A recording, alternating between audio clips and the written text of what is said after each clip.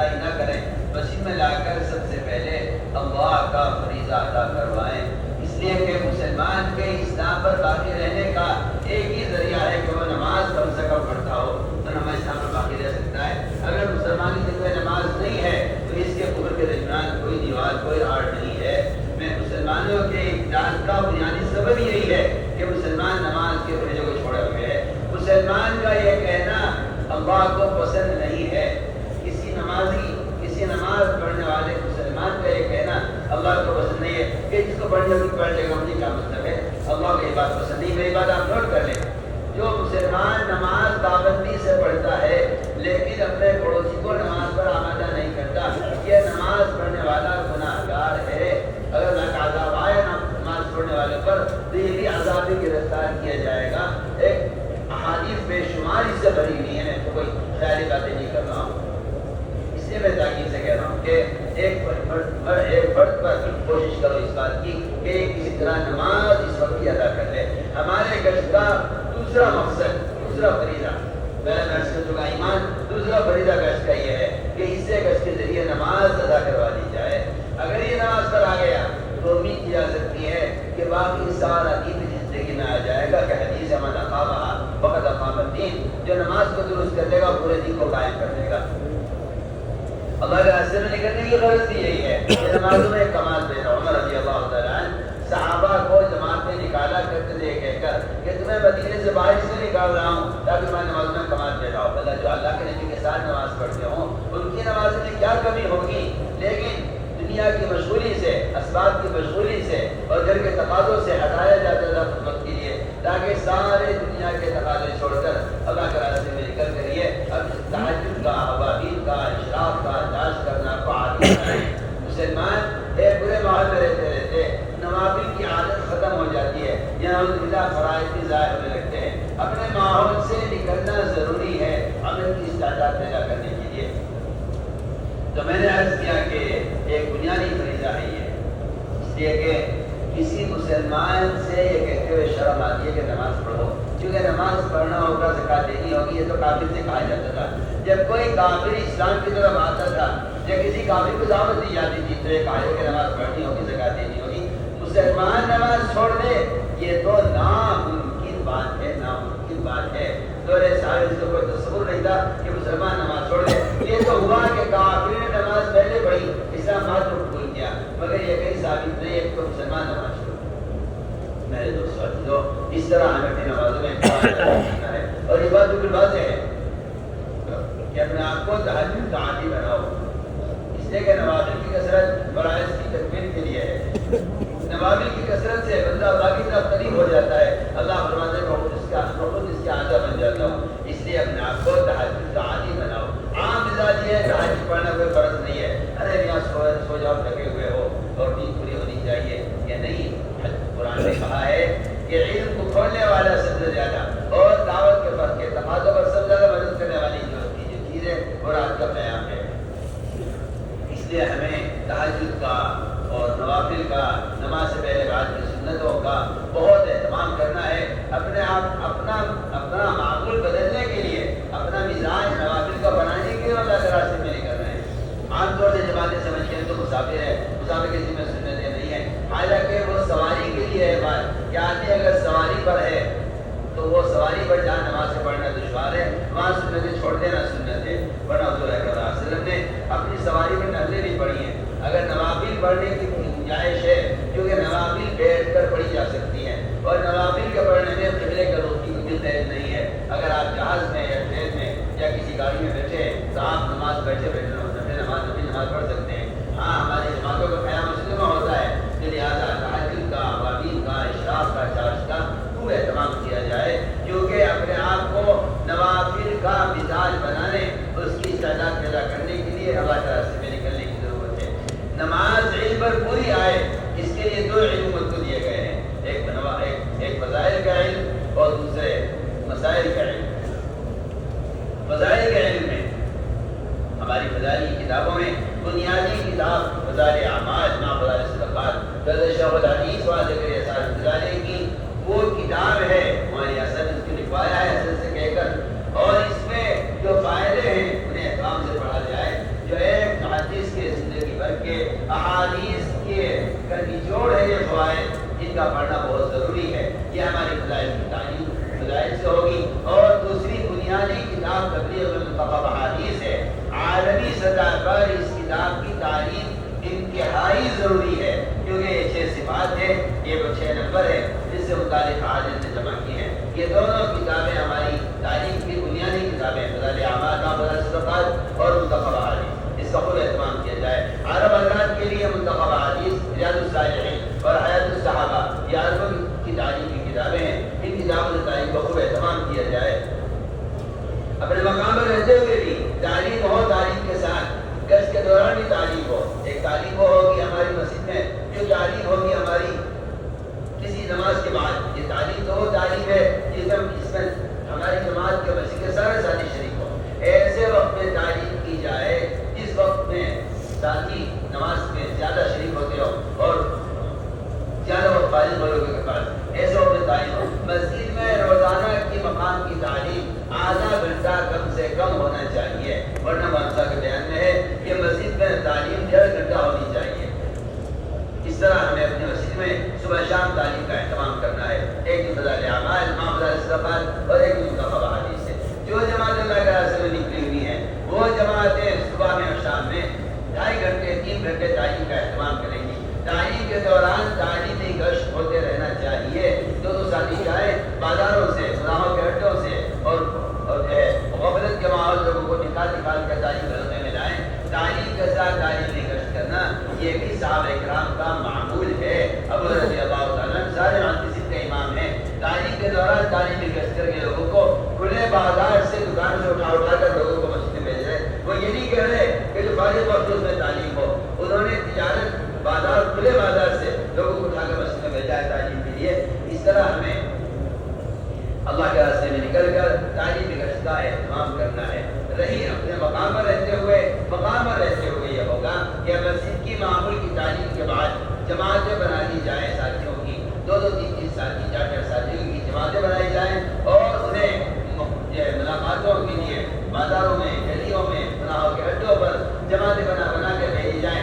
گشت کا موضوع میں بتا چکا ہوں تفصیل سے. مسجد میں لانا گشت کا موضوع ہے.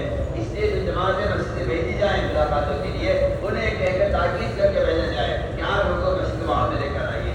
3 ساتھی کم سے کم مسجد میں رہنے چاہیے جو آنے والوں کا استقبال کریں، آنے والوں کو دعوت دیں اور تعلیم کے حلقوں میں ان کو جوڑیں. تھوڑی دیر ملاقات کر کے ذرا مانوس کر کے پھر ان سے اس وقت کی نماز ادا کرنا پہلا عمل میں کہتے ہیں. پھر اس کے بعد تعلیم حلقے میں بٹھائیں اور ترغیب دیں اور ان کو مسجد کے ماحول میں اللہ کے راستے میں نکلنے کے لیے تیار کریں. آپ یہ نہ سوچیے کہ یہ تو ابھی پہلی مرتبہ آیا ہے نماز پڑھ کے چلا جائے. ابھی اس کو میں کہتا ہوں پہلی ملاقات میں تشکیل یہی سنت ہے. فاصل اسقر رضی اللہ تعالیٰ کی پہلی ملاقات مسجد میں ہوئی. وہ ابھی اسلام قبول نہیں کیا، انہوں نے نماز پہلے پڑھی. آپ صلی اللہ علیہ وسلم نے پہلی ملاقات میں ان کی تشکیل کی. فرمایا کہ ہمارے ساتھ ہی رہو، واپس کبھی بن جاؤ. یہ اعلیٰ تشکیل ہے. 3 ذکر علاقے میں چلے جاؤ، یہ ادنا تشکیل ہے. بتاؤ کس کے لیے تم تیار ہو؟ میں نے کہا جی کون سی افضل ہے؟ آج آپ نے فرمایا کہ ہمارے ساتھ رہو یہ افضل ہے. انہوں نے کہا میں آپ ہی کے ساتھ رہوں گا اور میں افضل ہجرت چاہتا ہوں. تو میں نے عرض کیا کہ نیا عالم مسجد میں آئے تو اس کی 4 مہینے کی تشکیل نقل کی جائے ماحول میں ہے. اور اس بارے میں ذرہ برابر بھی کوئی اس سے متاثر ہونا یا اس میری بات آپ نوٹ کر لیجئے. ہمارے صاحب فرماتے ہر مسلمان سے ہمیں ہر سال 4 مہینے مطلوب ہیں، چاہے وہ دنیا میں کسی درجے کا ہو، کسی ملازمت کا ہو، کسی آفس کا ہو، کسی عہدے کا ہو، کسی منصب کا ہو، غریب ہو مالدار ہو، بڑا تاجر ہو یا بڑا فقیر ہو، ہمیں اس سے کوئی مطلب نہیں ہے. ہر مسلمان کے 4 مہینے اللہ کے راستے میں چاہیے سالانہ وہ عبادت کرے. اس طرح مسجد کے ماحول میں لا کر ذہن بنا کر ان کی تشکیل کرنی ہے. میں نے عرض کیا کہ یہ فضائل کی تعلیم کے ساتھ مقامی پر بھی محنت ہوگی کہ مسجد میں تعلیم چلتی رہے اور باہر سے لوگوں کو تعلیم حلقوں میں لایا جاتا رہے. اللہ کے راستے میں نکل کر بھی یہ تعلیم ہوگی، اس سے تعلیمی کا اہتمام سے کیا جائے گا. دوسرا میں نے عرض کیا تھا مسائل کیا ہے. یہ علماء کی بہت بڑی ذمہ داری ہے کہ علماء مسجدوں کو وقت دیں اور اپنا وقت مسجد میں فارغ کریں. عوام علماء کا اجتماع مسجد میں ہونا، ان کا آپس میں مسجد میں جمع ہونا، یہ عوام الناس کی تعلیم و تربیت کا ایک بنیادی سنت ہے. اور یہ سنت چھوٹ گئی ہے جو امت کے ذہن کا سبب ہے.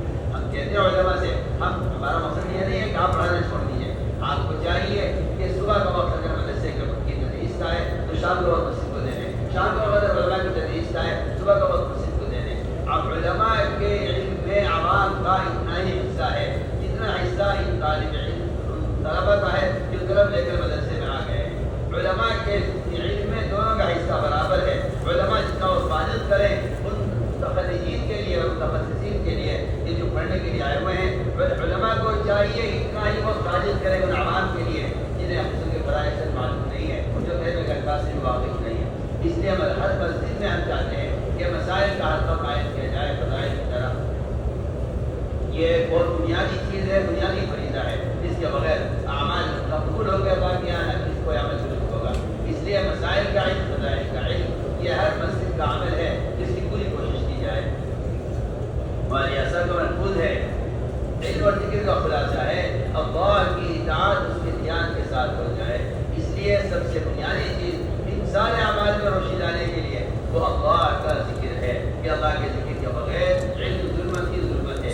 اللہ کے ذکر کے بغیر اگر آدمی اعمال کر بھی رہا ہے تو پھر وہ اعمال پر ثابت قدم نہیں رہ سکتا۔ اس لیے کہ ذکر تو مضبوط قلعہ ہے، جس میں آتا ہے ذکر مضبوط قلعہ ہے، ذاکر شیطان سے محفوظ رہتا ہے۔ اس لیے صبح شام کی تسبیحات کا اہتمام کریں، صبح شام کی تسبیحات کا بہت اہتمام کریں۔ ایک دن تیسرے کلمے کی سبحان اللہ الحمدللہ لا الہ الا اللہ اللہ اکبر ولا حول ولا قوت الا باللہ العلی العظیم، ایک دن تشریف کی استغفار کی، تین تبھی صبح شام سے لگا کر اللہ کے متوجہ ہو کر پڑھنے کا اہتمام فرمائیں۔ چلتے پھرتے ذکر کر لینا کوئی ذکر کا طریقہ نہیں، ذکر تبدل چاہتا ہے، اللہ کے غیر سے کٹ کر اللہ کے ساتھ تنہا ہو کر ذکر کیا جائے۔ ذکر باوضو کریں، تنہائی میں کریں، اللہ کے دھیان دلانے کی پوری کوشش کریں۔ اس طرح ہمیں صبح شام تسبیحات کا ذکر کرنا ہے۔ افضل ذکر قرآن کی تلاوت ہے، یہ بات آپ بہت دھیان سے سنیں، سب متوجہ ہو کر۔ افضل ذکر قرآن کی تلاوت ہے، اس سے افضل کوئی ذکر نہیں ہے۔ اس آتا ہے جس کو قرآن کی تلاوت کی وجہ سے ذکر دعا کا حکم نہیں ملے، اللہ اس سے بہتر اس کو عطا فرماتے تھے، اجر عطا فرماتے ہیں اور حاجتیں پوری کرتے تھے دعاؤں کے بغیر، جس کو قرآن کی تلاوت سے فرصت نہ ملے۔ اس لیے قرآن کی تلاوت کو اپنا معمول بنائیں۔ اور یہ میں آپ سب کو نصیحت کرتا ہوں اور میں آپ سب کو اس کی وصیت کرتا ہوں اور بڑے احترام سے عبادت کر رہا ہوں کہ ہمارے یہاں قرآن کے موبائل میں پڑھنے کی قطعاً کوئی گنجائش نہیں ہے۔ آپ اس کو کوئی ترقی مت سمجھیے اور آپ کو کوئی اس کو نیا زمانہ بدل رہا ہے۔ زمانے بدلا کریں، سنتیں نہیں بدلے گی، زمانے بدلا کریں، صحابہ کے طریقے نہیں بدلیں گے۔ میں وہ تاکید سے کہہ رہا ہوں میرے یہاں موبائل میں قرآن کے پڑھنے کی قطعاً کوئی گنجائش نہیں ہے۔ اس کو آپ نوٹ فرما لیجیے اچھی طرح، آپ نہیں کر سکتے۔ آپ اپنے دل سے فیصلہ لیجیے، بجائے بات کو دھیان سے پوچھنے کے اپنے دل سے فیصلہ لیجیے۔ پہلے آپ کو اپنے ماں باپ کی تصویر قرآن میں رکھنا چاہیے۔ آپ کے والدین ہیں، آپ کے ان کا درجہ ہوتا ہے کہ ان کا درجہ ہے۔ کوئی مجھے بتا دو مسلمان دنیا میں جو اپنے ماں باپ کی تصویر قرآن میں سجانے کو اچھا سمجھتا ہو، اور یہ تصویر کا قرآن کیا ہے؟ سچو گندے موبائل جن میں ساری عریانیت اور ساری فلمیں اور ننگا پن بھرا ہوا ہے، اس میں قرآن رکھ کے کمال سمجھتے ہیں پڑھنے۔ مجھے ایسا بھی دکھ رہا ہے آدھی اسکرین پر سورہ فاتحہ کی، آدھی اسکرین پر ایک ننگی لڑکی کی تصویر، یہ حال موبائل کا ہے۔ اس کا لوگ قرآن میری بات کان کھول کے آپ سنیں، اور مجھے امید ہے کہ آپ اس بات کو ادب کے لحاظ سے فتویٰ علماء جائیں۔ میں جو کہہ رہا ہوں مجھے اپنی بات عرض کرنی ہے، ہر حال میں کرنی ہے۔ قرآن کی بے حرمتی ہے، قرآن کی یقین بے حرمتی ہے۔ آپ سنیں وہ قائد محمد صلی اللہ علیہ وسلم کا جو ہمیشہ سے پاکیزہ تھا، جو آپ صلی اللہ علیہ وسلم کا نور انبیاء سے منتقل ہوتے ہوتے آدم علیہ السلام سے ہوتے ہوتے اس زمانے تک پہنچا ہے۔ اس کو خوب شاعر کہتا ہے وَيَدْخُلَ أَحَدٌ نُورًا عَظِيمًا تَلَالَا فِي وُجُوهِ السَّاجِدِينَ تَقَلَّبَ فِيهِ قَرْنًا وَقَرْنًا إِلَىٰ أَن جَاءَ خَيْرُ الْمُرْسَلِينَ۔ اس شعر کا مطلب یہ ہے شاعر کے کہ آپ صلی اللہ علیہ وسلم کا نور وہ انبیاء سے انبیاء میں، انبیاء سے انبیاء میں، انبیاء سے انبیاء میں ہر زمانے میں منتقل ہوتا رہا، یہاں تک کہ آپ تشریف لے آئے۔ اتنا پاکیزہ قلب آپ سے حاصل ہوتا جو نبیوں سے نبیوں منتقل ہوتا ہوا آیا ہے، اس دل کو جبرائیل نے 4 مرتبہ پھاڑ کر اور کھول کر اس کو زمزم سے دھویا ہے۔ کہیں کہ اس کو قرآن کا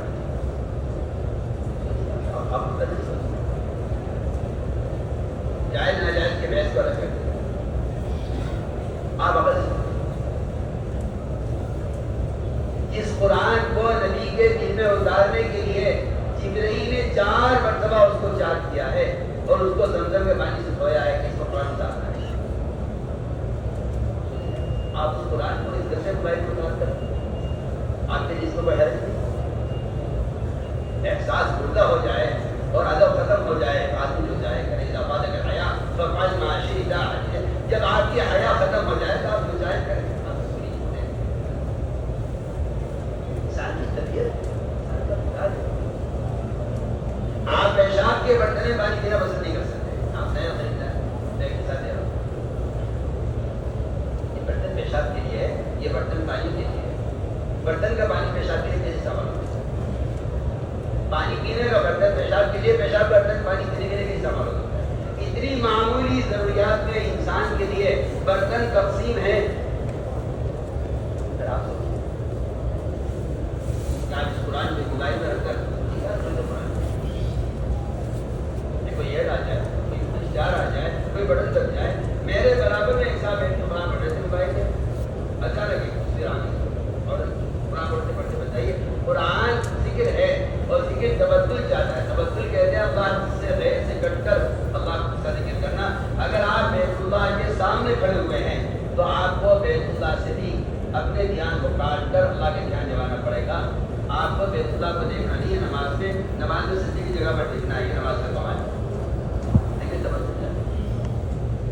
جائز چیزوں کو بھی آپ کو چھوڑنا پڑے گا.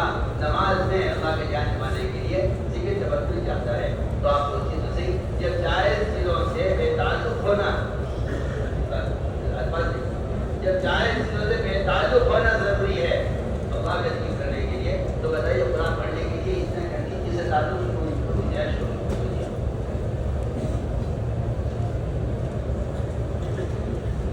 آپ اس کو ترقی کہہ رہے ہیں, آپ صحابہ کے طریقوں سے دور جا رہے ہیں, آپ اس کو ترقی کہہ رہے ہیں.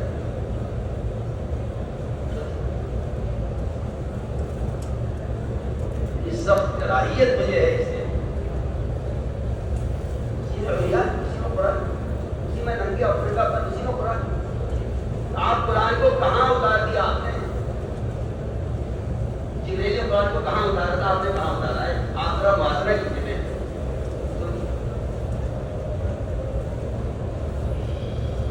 نہیں بیادبی کے طریقے ہیں.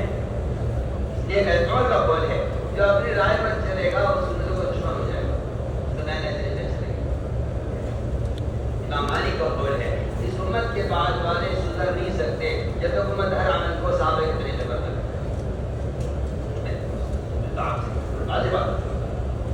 میرے یہاں اس کے قدر کو جائے.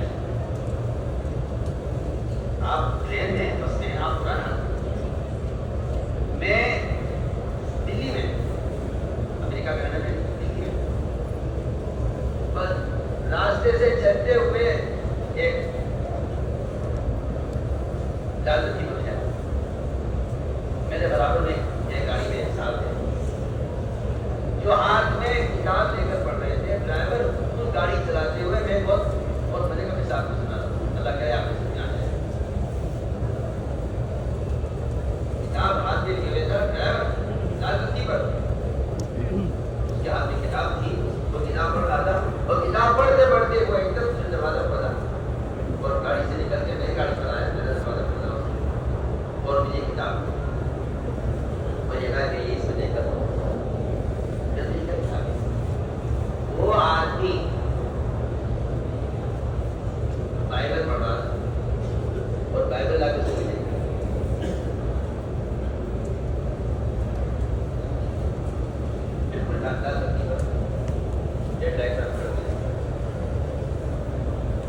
وہ اپنی چیز کے اس طرح داعی ہیں کہ 2-3 منٹ کے لیے وہ راجنیتی پر گاڑی رکی, اتنی دیر میں اسے ڈرائیور پڑا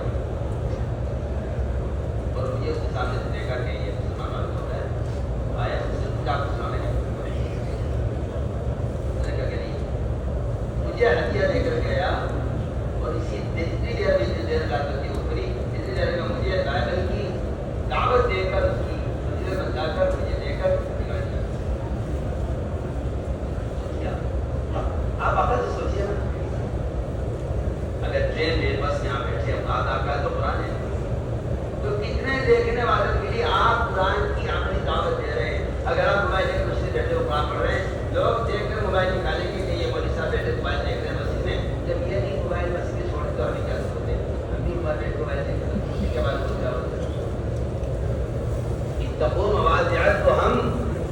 حکم ہے اسلام. وہ کام کرو جس سے آپ دوسروں کی ہدایت کا